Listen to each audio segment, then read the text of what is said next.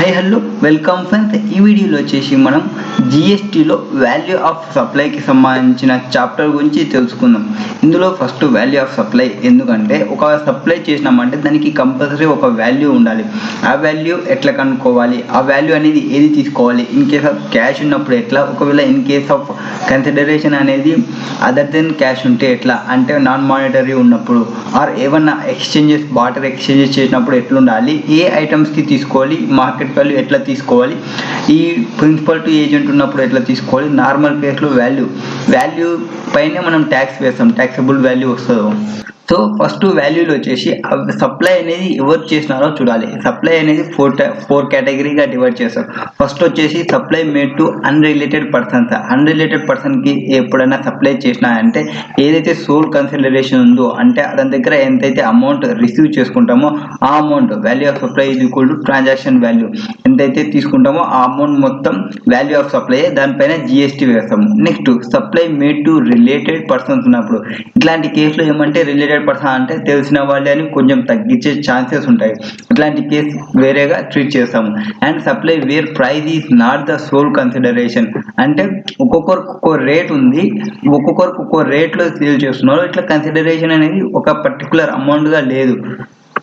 Supply is notified supply under section 15. ఇక్కడ supply అనేది టోటల్గా సెక్షన్ 15 డీల్ చేస్తుంది. మొత్తం ఈ సెక్షన్ 15 మొత్తం ఈ వాల్యూ ఆఫ్ సప్లై గురించి చెప్తుంది. ఈ సెక్షన్ మొత్తం తెలుసుకుంటే వాల్యూ ఆఫ్ సప్లై ఎట్లా అనేది మీకు తెలిసిపోతుంది. ఇక్కడ ఈ 3 కేసెస్లో వాల్యూ ఎట్లా డిటర్మైన్ చేస్తామంటే బేస్డ్ ఆన్ రూల్స్ ఉన్నాయి. కొన్ని రూల్స్ ఉంటాయి, like and quality are determined through values, అట్లా కొన్ని రూల్స్ ఉన్నాయి. ఆ రూల్స్ని బేస్ చేసుకొని మనం వాల్యూ అనేది కనుక్కుంటాం. ఒకవేళ అతను రిలేటెడ్ పార్ట్స్కి కాకుంటే డైరెక్ట్ ట్రాన్సాక్షన్ వాల్యూ ఎంత ఉంటే అంత తీసుకుంటాము. వాల్యూ ఆఫ్ సప్లై దానిపైన మనం జిఎస్టీ వేస్తాము. ఇక్కడ ఈ 15(2) ప్రకారం వాల్యూ ఆఫ్ సప్లైలో కొన్ని ఇంక్లూడ్ చేయాలి, కొన్ని ఎక్స్క్లూజన్ చేయాలి. ఇన్క్లూజన్స్ ఏవి చేయాలంటే taxes other than GST, means ఏమన్నా ట్యాక్సెస్ ఉన్నాయని ఆ ట్యాక్సెస్ అన్నీ ఇంక్లూడ్ చేయాలి. But exempt only GST amount తీసుకోవాలి. ఒక ఇన్వాయిస్ తీసుకున్నాం అనుకోండి, ఇన్వాయిస్కి సంబంధించి ఎంటర్టైన్మెంట్ ట్యాక్స్ ఉన్నా ఆర్ ఇంకేమైనా ట్యాక్సెస్ ఉన్నా, ఇంకేమైనా ఎక్స్పెండిచర్ ఉన్నా, ఇంకేమైనా ప్లాట్ఫామ్ ఫీజెస్ ఉన్నా, కన్వీనియన్స్ ఫీజెస్ ఉన్నా, ఏమన్నా ఫీజెస్ ఉన్నాయి అన్నిటిని ఫస్ట్ ఇంక్లూడ్ చేయాలి. జిఎస్టీ కాంపోనెంట్ ఒక్కటి పక్కకు పెట్టి రిమైనింగ్ అన్ని యాడ్ చేసిన తర్వాత దానిపైన జిఎస్టీ వేయాలి. జిఎస్టీ అది ట్యాక్స్ అదర్ దెన్ జిఎస్టీ అది ఇంక్లూడ్ చేయాలి. అంటే అన్ని ట్యాక్సెస్ ఇంక్లూడ్ చేయాలి. ఇంక్లూడింగ్ మనం కస్టమ్ డ్యూటీ చేసేటప్పుడు కస్టమ్ డ్యూటీస్ అన్ని యాడ్ చేసిన తర్వాతనే జిఎస్టీ వేస్తాము. అండ్ ఇన్ కేస్ ఆఫ్ ఈ లోకల్ అథారిటీస్ వాళ్ళు కూడా వాళ్ళ లోకల్ అథారిటీస్ అమౌంట్స్ వేసిన తర్వాతనే వాటిపైన అంతా ఇంక్లూడ్ చేసి దానిపైన మనం జిఎస్టీ వేస్తాం. అది ఫస్ట్ పాయింట్ అనమాట, ట్యాక్స్ అదర్ దెన్ జిఎస్టీ అంటే. Next third party payments made by recipient in relation to supply which supplier was liable to pay and were not included in the prices. ఇవి ఏమంటే ఈ వీళ్ళు ఉంటారు కదా ప్యూర్ ఏజెంట్ కేసెస్ ఉన్నప్పుడు ఆ అమౌంట్స్ని include చేయాల్సిన అవసరం లేదు. అంటే ఈ రిసిపియంట్ ఇంకర్ అయినాడు, దానికి సంబంధించి మనం సప్లై చేసినామో అమౌంట్ వచ్చింది, ఆ అమౌంట్కి మళ్ళీ ఈ పర్సన్ ఎవరైతే ఉంటారో ఆ పర్సన్ రీంబర్స్ చేసినా అనుకోండి ఆ అమౌంట్, అట్లాంటి కేసులో లైబుల్ కాదు.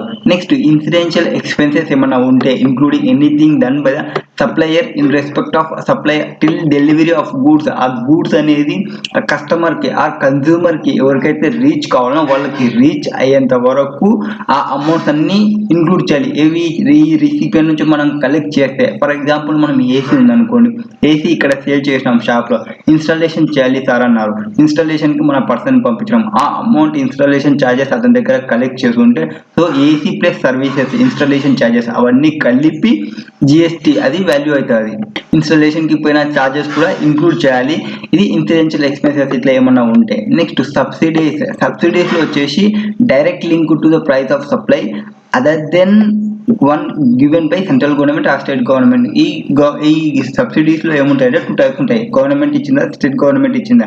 స్టేట్ గవర్నమెంట్ ఇస్తే అది ఇంక్లూడ్ చేయాల్సిన అవసరం లేదు. వేరే ఏమన్నా ఇస్తుంటాయి, కొన్ని ఎన్జిఓస్ అట్లాంటివి ఇస్తుంటాయి కదా, అట్లాంటివి ఇచ్చిన కేసెస్లో అవి డైరెక్ట్ మన సప్లైకి ఆ ఇచ్చిన సబ్సిడీ అనేది డైరెక్ట్ మన సప్లైకి రిలేటెడ్ అయితే అది కూడా మనం ఈ ఇన్వాయిస్లో ఇంక్లూడ్ చేయాలి జిఎస్టీ కంపోనెంట్ వాల్యూలో. తర్వాత interest, late fee, penalty for delay in payment of consideration. అంటే ఈ డెటార్స్ వాళ్ళకి కొంతమందికి క్రెడిట్ పీరియడ్స్ ఉంటారు, ఒక 30 days 60 days అట్లా క్రెడిట్ పీరియడ్ ఇస్తారు కదా. ఆ క్రెడిట్ పీరియడ్ ఇచ్చినప్పుడు వాళ్ళకన్నా విత్ ఇన్ డేట్లో పే చేయకుంటే వాళ్ళ నుంచి కొంత అమౌంట్స్ కలెక్ట్ చేస్తారు. ఆ కలెక్ట్ చేసిన అమౌంట్స్ కూడా జిఎస్టీ ట్యాక్స్ పడుతుంది. నెక్స్ట్ దీని నుంచి మనం ఎక్స్క్లూజన్ ఏం చేయాలి ఫ్రమ్ ద వాల్యూ నుంచి ఎక్స్క్లూజన్ చేయాల్సినది ఏమంటే discount given before or at the time of supply and recorded in invoice. ఇది మనం గుర్తుపెట్టుకోవాలి. ఇన్వాయిస్లో ఉండేటివి అన్ని అంటే at the time of sale goods వెళ్ళేటప్పుడు ఇన్వాయిస్ వేస్తాం కదా, ఇన్వాయిస్ వేసేటప్పుడు ఏ డిస్కౌంట్స్ అన్నా మీరు ప్రొవైడ్ చేయాలి, ఆ డిస్కౌంట్స్ మొత్తం లెస్ చేయాలి, అది ఎక్స్క్లూజన్ ఫ్రమ్ వాల్యూ. అండ్ తర్వాత ఒకవేళ మీరు డిస్కౌంట్స్ కానీ ఇన్సెంటివ్స్ కానీ ఇస్తున్నారు ఎప్పుడంటే ఇన్వాయిసెస్ ఇచ్చిన తర్వాత కొన్ని డేస్ తర్వాత, ఒక 1 month తర్వాత 2 months తర్వాత, బట్ వాటిని యాక్చువల్గా ఇంక్లూడ్ చేయకూడదు. బట్ ఈ నోన్ ఇన్ అడ్వాన్స్ అంటే మనం ఈ ఇన్వాయిస్ ఇచ్చేటప్పుడే నేను చెప్పిన 2 months తర్వాత మీకు ఈ డిస్కౌంట్ ఇస్తారు, 2 months తర్వాత ఈ స్కీమ్ ఉంటుంది, ఇట్లా వస్తుంది, ఇట్లా ముందరనే మాట్లాడుకున్నాం అనుకోండి, వాళ్ళ దగ్గర అట్లా అగ్రిమెంట్ ఏమన్నా ఉంటే వాటిని కూడా ఎక్స్క్లూజన్ ఫ్రమ్ వాల్యూ నుంచి ఎక్స్క్లూడ్ చేయాలి. ఇప్పుడు వాల్యుయేషన్ రూల్స్, ఈ వాల్యుయేషన్ రూల్స్ ఎందుకు, ఇక్కడ 3% చెప్పినాం మనం. ఈ 3%కి ట్రాన్సాక్షన్ వాల్యూ ఎట్లా కనుక్కోవాలన్నాము, బేస్డ్ ఆన్ రూల్స్. ఈ పర్సన్కి సోల్ కన్సిడరేషన్ ఏదైతే ఉంటుందో అది ఈ ట్రాన్సాక్షన్ వాల్యూ ఉంది కదా, ఈ ట్రాన్సాక్షన్ వాల్యూలో మీన్స్ ఈ ట్రాన్సాక్షన్ వాల్యూలో ఏవి ఇంక్లూడ్ చేయాలి, ఏవి ఎక్స్క్లూజన్ చేయాలి అనేది చెప్పినాము. ఇప్పుడు ఈ 3 cases వాళ్ళ కోసం మనం కొన్ని రూల్స్ గురించి తెలుసుకున్నాం, వాల్యుయేషన్ రూల్స్. నెక్స్ట్ వాల్యుయేషన్ రూల్స్లో consideration not wholly in money, అంటే కన్సిడరేషన్ అనేది మొత్తం క్యాష్లో లేదు, అట్లాంటి కేసులో ఎట్లా తీసుకోవాలి. Supply between distinct and related persons ఉన్నప్పుడు ఎట్లా తీసుకోవాలి, other than agent. Distinct person అంటే ఈ ఏపీ స్టేట్లో నాకు ఒక రిజిస్ట్రేషన్ ఉంది, తెలంగాణ స్టేట్లో ఒక రిజిస్ట్రేషన్ ఉంది, Telangana state AP registration state రెండింటిని కలిపి డిస్టింక్ట్ పర్సన్ అంటాము. అండ్ బ్రాంచెస్ అట్లా ఉంటే రిలేటెడ్ పర్సన్ అంటే మన పర్సన్కే ఇంకో పర్సన్ అదే ఉంటే రిలేటెడ్ పర్సన్స్ అంటాము. Next supply made received through and agent ఉన్నప్పుడు రూల్ 29 ఫాలో అవుతాము. ఇక్కడ రిలేటెడ్ పార్టీస్ ఉన్నప్పుడు rule 28. Consideration not wholly in money అంటే మనీలో లేనప్పుడు రూల్ 27 ఫాలో అవుతాం. And rule 31A value of supply in case of lotteries or winning, betting, gambling, horse race, in race clubs ఉంటాయి కదా, ఇట్లాంటి కేసులో రూల్ 31 ఫాలో అవుతాం. And value based on cost అంటే మన ఓల్డ్ అసెట్ ఏదైతే ఉందో ఆ అసెట్కి సంబంధించిన కాస్ట్కి కొంత అమౌంట్ని యాడ్ చేసే ఇంకొక రూల్ ఇది. అండ్ రూల్ 31 ఇది రెసిడ్యూయల్ మెథడ్, ఇది బెస్ట్ జడ్జిమెంట్ మెథడ్, ఇది రూల్ 31. ఈ రూల్స్ అన్నీ మనకి ఆ 3% ఎవరైతే ఉన్నారో వాళ్ళ కోసం డిజైన్ చేసినవి. ఈ కేసులో ఆ పర్సన్తో మనం డీల్ చేసుకుంటే ఈ రూల్స్ని ఫాలో అయ్యి మనం వాల్యూ కనుక్కొని దానిపైన మనం జిఎస్టీ వేయాలి. వాల్యూని మనం ఎట్లా తీసుకోవాలి ఒకవేళ క్యాష్లో లేనప్పుడు అంటే ఓపెన్ మార్కెట్ వాల్యూ, ఆ ఐటమ్ ఏదైతే మనం సేల్ చేస్తున్నామో దానికి బయట మార్కెట్ వాల్యూ ఎంత ఉంది ఆ మార్కెట్ వాల్యూ మనం తీసుకోవాలి. Or total consideration in money, కొంత ఏమన్నా మనీ పే చేస్తుంటే and amount equal to the consideration not in money. And ఏదైతే ఈ కన్సిడరేషన్ అనేది మనీలో లేదు అంటే పార్ట్లీ మనీ పార్ట్లీ క్యాష్ అనుకోండి, అట్లాంటి కేసులో ఆ మనీ ఎంత ఇస్తున్నారో ఆ మనీ తీసుకోవాలి. అండ్ రిమైనింగ్ దాని యొక్క కాస్ట్కి డిఫరెన్స్ ఎంత అమౌంట్ ఉందో ఆ అమౌంట్ని యాడ్ చేసుకొని వాల్యూగా తీసుకోవాలి. Next value of supply like and quality అంటే ఇక్కడ ఓపెన్ మార్కెట్ వాల్యూ అంటే ఆ రోజు అంటే నేను ఈరోజు పర్చేజ్ చేస్తున్నాను అనుకోండి, ఈ రోజే చూడాలి అనుకుంటే ఓపెన్ మార్కెట్ వాల్యూ తీసుకుంటున్నా. ఈరోజు సేమ్ ప్రోడక్ట్ సేమ్ క్వాలిటీ ఏవి సేల్ కాలేదు అంటే లైక్ అండ్ క్వాలిటీకి పోతాం. లైక్ అండ్ క్వాలిటీ ఏం చెప్తుంది అంటే ఈరోజు కాదు, ఈ ప్రోడక్ట్ లాస్ట్ 1 month కానీ లాస్ట్ 1 week కానీ ఎప్పుడైనా సేల్ అయిందా, అట్లాంటి సేల్ ఆ వాల్యూ తీసుకోండి అనేది లైక్ అండ్ క్వాలిటీ. దీనికి డిఫరెన్స్ ఏమంటే ఇది సేమ్ డే ఈ రోజుకి ఇప్పుడే ఉంటే ఈ రోజే సేమ్ ప్రోడక్ట్ పక్కన షాప్లోనే సేమ్గా పోయిందంటే ఓపెన్ మార్కెట్ వాల్యూ. ఇప్పుడు ఈ రోజు జరగలేదు బాస్, లాస్ట్ మంత్ మేము సేల్ చేసినాం ఇట్లాంటిదే, అట్లాంటప్పుడు లైక్ అండ్ క్వాలిటీ అంటాము. Next consideration in money and money value of non monetary consideration computed as per rule 30-31 ప్రకారం మనం క్యాలిక్యులేట్ చేసే అమౌంట్ని యాడ్ చేయాలి. రూల్ 30-31 అంటే ఇది బేస్డ్ ఆన్ కాస్ట్కి కొంత అమౌంట్ని యాడ్ చేయడం అట్లుంటుంది. ఇది బెస్ట్ జడ్జిమెంట్ కేస్ అనమాట. ఇట్లాంటి కేసు చూసుకోవాలి. Next supply between distinct and related person other than agent ఉన్నప్పుడు value shall be either of the following in the given case.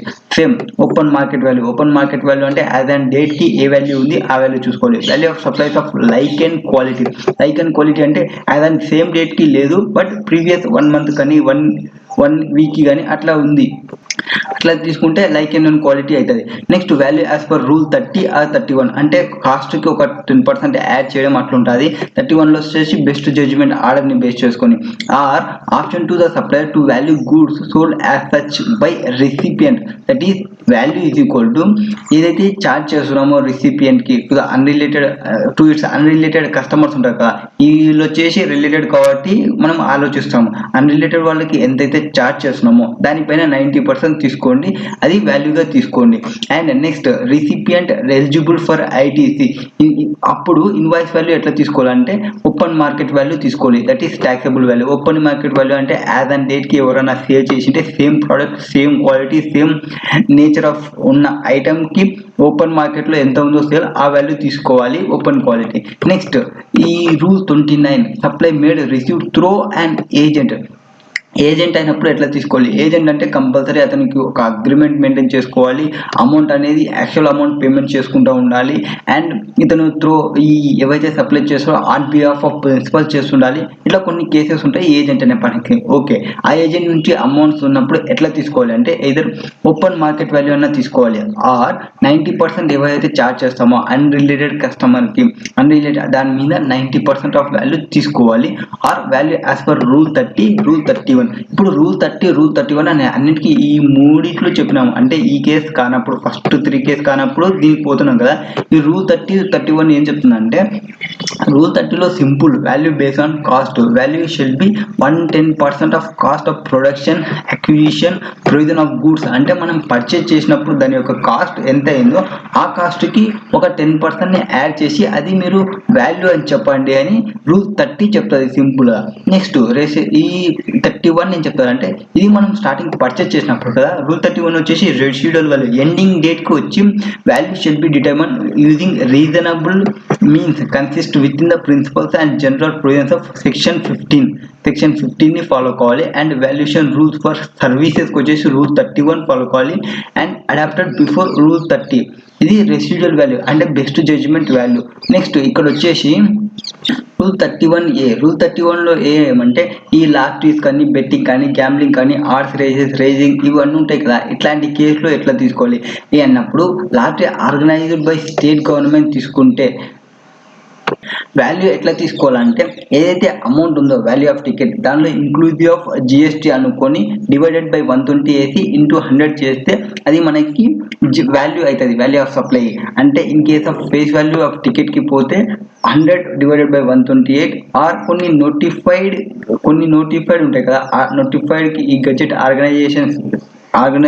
Organising వచ్చేసి స్టేట్ వచ్చేసి కొన్ని నోటిఫైడ్ అఫీషియల్ గెజెట్లో చేసిన దానికి ఆ ప్రైజ్ ఏమైనా చెప్పింటే ఆ గెజెట్లో ఆ నోటిఫై చేసింటే ఆ prize whichever is higher తీసుకోవాలి. అంటే ఇంక్లూజివ్ ఆఫ్ జిఎస్టీ ఉన్నట్లు ట్రీట్ చేస్తాము. And actionable claims in form of chance to win in betting, gambling, racing in race clubs ఉన్నప్పుడు డైరెక్ట్ ఫేస్ వాల్యూ ఎంతైతే ఉందో or amount paid in to the totaliser ఎంతైతే ఉందో దాన్ని 100% తీసుకుంటాము వాల్యూ ఆఫ్ సప్లైకి. Organising state government which conduct lottery either within state కానీ outside state కానీ ఎక్కడన్నా చేయని మనకి సంబంధం లేదు. వాళ్ళకు వచ్చేసినప్పుడు అయితే rate face value of ticket అన్నా తీసుకోవాలి, ఆర్ ఏమైనా రేట్ నోటిఫై చేసింటే ఆ రేట్ని తీసుకోవాలి. ఇన్ కేస్ ఆఫ్ గవర్నమెంట్ అయితే అన్ని other case value of face value ఎంతైతే ఉందో betting amount or amount paid to the టోటలైజర్కి ఎంతైతే పేమెంట్ చేస్తుంటామో. టోటలైజర్ అంటే ఎవరైతే మొత్తం అమౌంట్ని కలెక్ట్ చేసి ఆ అమౌంట్ని ఎవరైతే విన్నింగ్ అవుతుంటారో వాళ్ళకి ప్రొవైడ్ చేసుకుంటారో వాళ్ళని టోటలైజర్ అంటారు. అట్లాంటి పర్సన్కి మనం ఎంతైతే పేమెంట్ చేస్తుంటామో ఆ పేమెంట్ కానీ or ticket value face value of ticket ఎంత ఉందో ఆ రెండిట్లో ఏదో ఒకటి ఏది హైయెస్ట్ ఉంటే దాన్నే వాల్యూగా తీసుకోవాలి, వాల్యూ ఆఫ్ సప్లైగా. దానిపైన జిఎస్టీ వస్తుంది. ఇది రూల్ 31A. ఈ రూల్ 31A స్పెసిఫిక్గా వీళ్ళ కోసమే, లాటరీస్ విన్నింగ్ దానికోసం. Next valuation rules. ఈ రూల్స్ని కొన్నిటిని మనం ఫాలో కావాలి. Value in respect of certain specific service supplies ఉన్నప్పుడు మనం ఈ రూల్స్ని ఫాలో కావాలి. స్పెసిఫిక్ సర్వీసెస్ అంటే ఫర్ ఎగ్జాంపుల్ ఇతను వచ్చేసి ఫారిన్ కరెన్సీ ఏజెంట్స్ ఉంటారు, ఆర్ ఎయిర్ ట్రావెల్ ఏజెంట్స్ ఉంటారు, లైఫ్ ఇన్సూరెన్స్ బిజినెస్ ఉంటాయి. ఇట్లాంటి కేసెస్లో స్పెసిఫిక్ బిజినెసెస్లో ఎట్లా తీసుకోవాలి వాల్యూ ఆఫ్ సప్లై అనేది. అంటే ఇట్ ఈస్ లైక్ మనం ఇన్కమ్ ట్యాక్స్లో 44AD ఫైలింగ్ చేస్తుంటాం కదా, కొన్ని స్పెసిఫైడ్ సర్వీసెస్కి 8% తీసుకోవచ్చు, కొన్ని స్పెసిఫైడ్ సర్వీసెస్కి 50% తీసుకోవచ్చు అని చెప్తారు కదా. సేమ్ లైక్ యాజ్ అట్లానే ఇక్కడ కొన్ని స్పెసిఫైడ్ పర్సన్స్కి ఎంతన్నా ఉండని దాని మీద ఇంత పర్సెంటేజ్ తీసుకోండి, ఇంత అమౌంట్ తీసుకోండి అని చెప్పేది ఈ వాల్యుయేషన్ రూల్ 32 డీల్ చేస్తుంది. ఇప్పుడు ఫస్ట్ వచ్చేసి purchase of sale of foreign currency agents ఎవరైతే ఉంటారో, ఫారిన్ ఎక్స్చేంజర్ ఎవరైతే ఉంటారో వాళ్ళకు వచ్చేసి 3 రేట్స్ని గుర్తుపెట్టుకోవాలి. ఇక్కడ 3 రేట్స్ ఏవంటే, ఈ రేట్స్ వచ్చేసి కంపల్సరీ ఆర్బీఐ రిఫరెన్స్ మాత్రమే తీసుకోవాలి. ఒకవేళ ఆర్బీఐ రిఫరెన్సెస్ ఏమన్నా లేకుంటే, అంటే ఫస్ట్ మెథడ్ వచ్చేసి బయింగ్ సెల్లింగ్ రేట్ ఏదైతే ఉందో ఆ అమౌంట్ తీసుకోవాలి into total unit of currency. ఆ అమౌంట్ టోటల్ ఈ ఎన్ని యూనిట్స్ కరెన్సీ ఎక్స్చేంజ్ చేస్తున్నామో అంతా, అండ్ ఆర్బీఐ ప్రిఫరెన్స్ చేసిన రేట్ సెల్లింగ్కి బయింగ్కి అదన్నా తీసుకోవాలి.